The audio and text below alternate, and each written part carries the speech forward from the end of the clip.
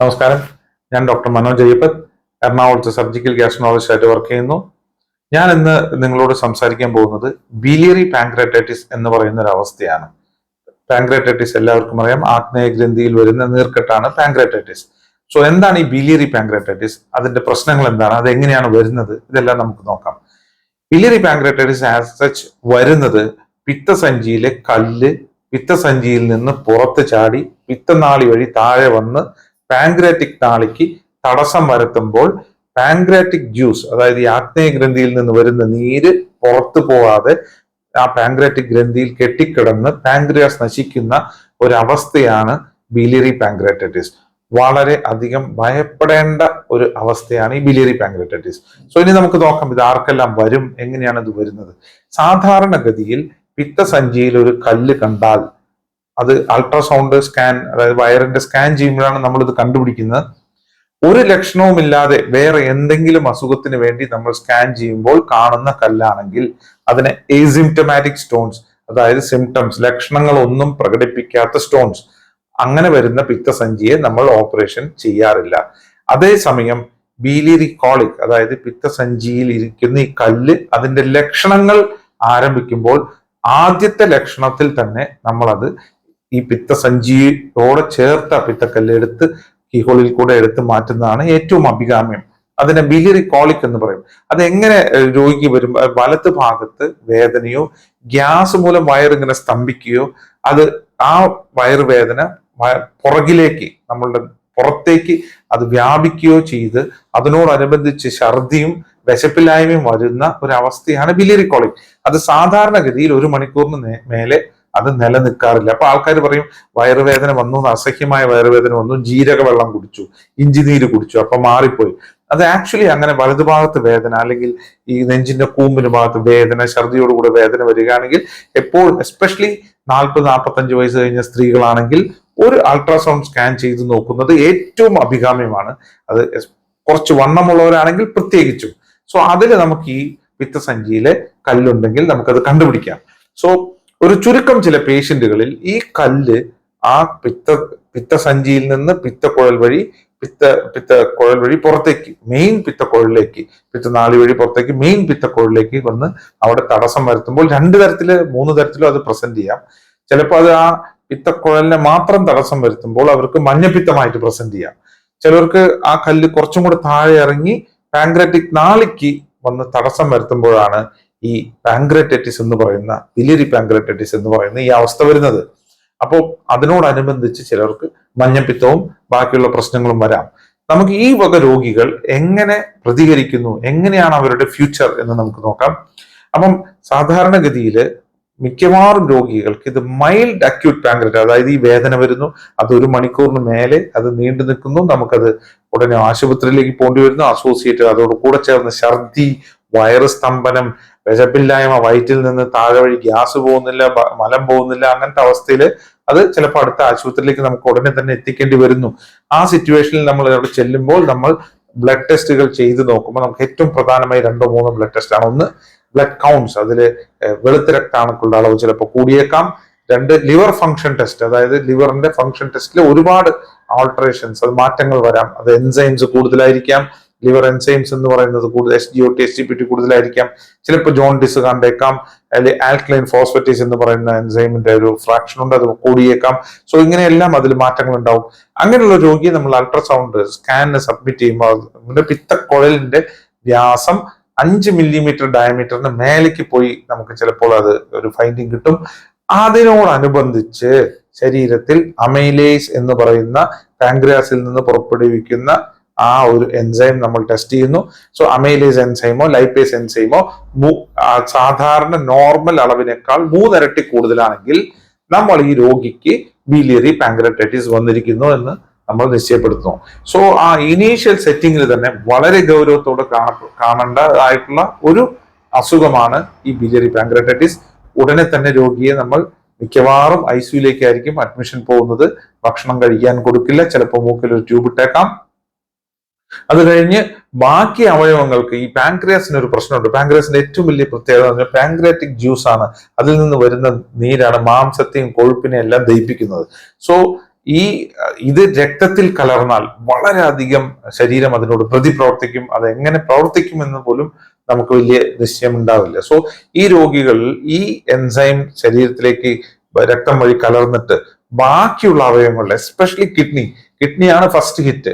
അപ്പൊ കിഡ്നിയിൽ ക്രിയാറ്റിൻ കൂടുതലാണ്, അതായത് യൂറിൻ പോകുന്നതിന്റെ അളവ് കൂടുതലാണ് എന്ന് പ്രത്യേകം നോക്കണം. ബാക്കി ലങ്സിന്റെ കണ്ടീഷൻസ് നമ്മൾ നോക്കണം. പല അവയവങ്ങളെയും ബാധിക്കാം. ഇൻഫാക്ട് ബ്ലൈൻഡ്നെസ്, അതായത് അന്ധത പോലും ഈ പാൻക്രിയാറ്റൈറ്റിസ് കൊണ്ടുവരാം, ബിലിയറി പാൻക്രിയാറ്റൈറ്റിസ് കൊണ്ടുവരാം.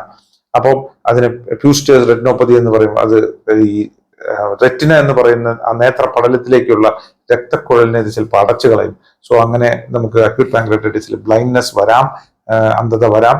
സോ അതില് നമ്മൾ അടുത്തപടിയായിട്ട് നമ്മൾ ഈ കിഡ്നി ഫംഗ്ഷൻ, ലങ് ഫംഗ്ഷൻ എല്ലാം നോർമൽ ആണോ എന്ന് നോക്കും. ചിലപ്പോൾ ചില പേഷ്യന്റിക്ക് ഇനീഷ്യൽ സെറ്റിംഗ് ആ പ്രസന്റേഷനിൽ തന്നെ വെന്റിലേറ്റർ വേണ്ടി വന്നേക്കാം, ശ്വാസം തടസ്സം വരുമ്പോൾ. അപ്പോൾ അതെല്ലാം നോക്കി വേറെ മിക്കവാറും 90%, 75 to 80% പേഷ്യൻസിന് വലിയ പ്രശ്നം ഉണ്ടാക്കാറില്ല. അത് മൈൽഡ് അക്യൂട്ട് പാൻക്രിയാറ്റൈറ്റിസ് ആയിട്ട് തന്നെ അത് അങ്ങനെ കുറഞ്ഞു പോകും. ഒരു 20%, 25% പേഷ്യൻസ്, 4 ഇതിന്റെ തീവ്രത വളരെയധികം കൂടും. അത് നമ്മൾ ആ തീവ്രത നമ്മൾ എപ്പോഴാണ് അളക്കുക? നമ്മൾ 72 hours, 72 മണിക്കൂറിന് ശേഷമാണ് നമ്മൾ ഈ പേഷ്യന്റിനെ CT ചെയ്യുന്നത്. അത് പ്രത്യേക CT ആണ്, പാൻക്രിയാറ്റിക് പ്രോട്ടോകോൾ CT. അത് സാധാരണ CTനേക്കാളും ചെലവ് കൂടുതലാണ്, കാരണം മരുന്ന് കൂടുതൽ കുത്തിവെക്കണം, സ്പെഷ്യൽ കട്ട്സ് ആണത്. സാധാരണ ഒരു ചെറിയ സെന്ററിലൊന്നും പാൻക്രിയാറ്റിക് പ്രോട്ടോകോൾ CT ചിലപ്പോൾ എടുക്കാൻ സാധിച്ചൊന്നും വരില്ല. നല്ല CT മെഷീനിൽ എടുത്താലേ അത് കാണൂ. അങ്ങനെ ആ ഒരു പാൻക്രിയാറ്റിക് പ്രോട്ടോകോൾ CT നമ്മൾ എടുത്തതിന് ശേഷമാണ് ഈ പാൻക്രിയാസിന് എത്രത്തോളം നാശം വന്നിട്ടുണ്ട് എന്ന് നമ്മൾ മെഷർ ചെയ്യുക. അതിന്റെ അളവിനനുസരിച്ചായിരിക്കും ഈ രോഗിയുടെ ഫ്യൂച്ചർ, എങ്ങനെയാണ് ഈ രോഗി മരിച്ചു പോകാൻ സാധ്യതയുണ്ടോ ഇല്ലയോ എന്നെല്ലാം നമ്മൾ അതിൽ കണക്കാക്കുന്നത്. സോ ഒരു 30% നെക്രോസിസ് എന്ന് പറയാം, അതായത് പാൻക്രിയാസിന്റെ 30% നശിച്ചു പോവുകയാണെങ്കിൽ തന്നെ 50% മേലെ മരണപ്പെടാനുള്ള സാധ്യതകൾ കൂടുതലാണ്.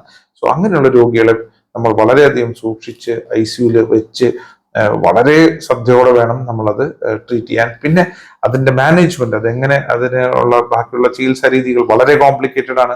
അതൊരു വീഡിയോയിൽ കൂടെ നിങ്ങളെ പറഞ്ഞ് മനസ്സിലാക്കാൻ സാധിക്കില്ല. കാരണം അതിൽ സർജൻ മാത്രമല്ല അതിൽ ഇൻവോൾവ്, മറ്റ് പല സ്പെഷ്യാലിറ്റികൾ, ഇന്റൻസീവ് കെയർ സ്പെഷ്യലിസ്റ്റുകൾ വേണം, വെന്റിലേറ്റർ സ്പെഷ്യലിസ്റ്റുകൾ വേണം, കിഡ്നി ചിലപ്പോൾ നെഫ്രോളജിസ്റ്റ്, കിഡ്നി ഹിറ്റാണെങ്കിൽ കിഡ്നിയുടെ സ്പെഷ്യലിസ്റ്റ് ഡോക്ടേഴ്സ് വേണം, അങ്ങനെ എല്ലാം വേണം. സോ ചിലപ്പോ ഒരു വയറിലൊരു ചെറിയ തുളയിട്ട് ഈ പാൻക്രിയാറ്റിക് നെക്രോസിസ്, നശിച്ച പാൻക്രിയാസിന്റെ നീര് പുറത്തേക്ക് കളയേണ്ടി വന്നേക്കാം. പിന്നീട് പേഷ്യന്റ് റെസ്പോണ്ട് ചെയ്യുന്നില്ലെങ്കിൽ അത് ഓപ്പറേഷൻ ചെയ്ത് നെക്രോസിസ് എന്ന് പറയുന്ന നശിച്ച ഭാഗം എടുത്തു മാറ്റേണ്ടി വന്നേക്കാം. അതെല്ലാം വളരെ കോംപ്ലിക്കേറ്റഡ് ആയിട്ടുള്ള ഒരു അവസ്ഥയാണ് മേജർ നെക്രോസിസ്. അതായത് പാൻക്രിയാസിന്റെ പ്രവർത്തനം 30% മേലെ നശിച്ചു പോവുകയാണെങ്കിൽ സാധാരണ രീതിയിലുള്ള ചികിത്സാ രീതികൾ പാൻക്രിയാസിന് ഫലപ്രദമല്ല.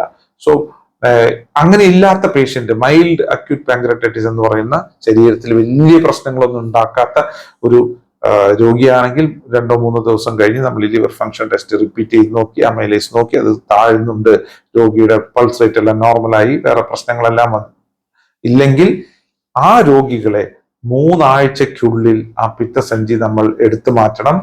ഐഡിയലി ഏറ്റവും നല്ല സിനാരിയോയിൽ വേൾഡ് ഓവർ റെക്കമെൻഡേഷൻ എന്ന് പറയുന്നത് അതേ അഡ്മിഷനിൽ നിർബന്ധപൂർവം ആ രോഗിയെ മാക്സിമം നിർബന്ധിച്ച് ആ പിത്തക്കോളും അതിനോടനുബന്ധിച്ചുള്ള കല്ലും പിത്തക്കോളും ചേർത്ത് എടുത്ത് കളയണം എന്നുള്ള നിയമം വളരെ സ്ട്രിക്റ്റ് ആയിട്ട് ഫോളോ ചെയ്യാനായിട്ടാണ് വേൾഡ് അതോറിറ്റീസ് അത് റെക്കമെൻഡ് ചെയ്യുന്നത്. കാരണം 65%, അതായത് 60% മേലെ തിരിച്ച് ഒരു കല്ല് പുറത്ത് ചാടി പാൻക്രിയാറ്റൈറ്റിസ് വരാനുള്ള സാധ്യത അടുത്ത 3 ആഴ്ച മുതൽ 3 മാസത്തിനുള്ളിലുണ്ട്. സെക്കൻഡ് ഹിറ്റ് പാൻക്രിയാറ്റൈറ്റിസ്, രണ്ടാമത് വരുന്ന പാൻക്രിയാറ്റൈറ്റിസ് ചിലപ്പോൾ അതോടെ ജീവൻ നഷ്ടപ്പെട്ടേക്കാം. സോ ഈ ഒരു അവസ്ഥയിൽ ഈ ബിലിയറി പാൻക്രിയാറ്റൈറ്റിസിന് മാത്രം പ്രത്യേകതയാണ് അതേ അഡ്മിഷനിൽ പിത്തസഞ്ചിയും പിത്തക്കല്ലും എടുത്തു കളയണം. അത് ചിലപ്പോൾ പല പേഷ്യന്റും എന്നോട് ചോദിക്കും, എന്തിനാണ് ഡോക്ടറെ ഇത്രയും നിർബന്ധിക്കുന്നത്? ഈ ഒരു കണ്ടീഷനിൽ മാത്രം ഞങ്ങൾ വളരെയധികം നിർബന്ധിക്കും. ചിലപ്പോൾ ചില രോഗികൾ എത്ര പറഞ്ഞാലും അതിന്റെ ഒരു ഗൗരവം മനസ്സിലാവില്ല. അവർ വീട്ടിലെ പ്രശ്നങ്ങൾ, അത് അങ്ങനെ പലവിധ പ്രശ്നങ്ങൾ പറയും. അതില് പൈസ ഒരിക്കലും അതിലൊരു പ്രശ്നമായി നമ്മൾ കണക്കാക്കരുത്. നമ്മൾ ഒന്നില്ലെങ്കിൽ നമ്മൾക്ക് എവിടെയാണ് ചെലവ് കുറവ് അവിടെ കൊണ്ടുപോയി ഓപ്പറേറ്റ് ചെയ്യുക, അവിടെയും പറ്റിയില്ലെങ്കിൽ ഒരു ഗവൺമെന്റ് സെന്ററിൽ പോയോ എങ്ങനെയെങ്കിലും ഈ പിത്തസഞ്ചിയും പിത്തക്കല്ലും നമ്മൾ എടുത്തു മാറ്റണം. കാരണം ഇതിന്റെ കോംപ്ലിക്കേഷൻസ് വളരെയധികം ചെലവേറിയതാണ് ചികിത്സിക്കാൻ.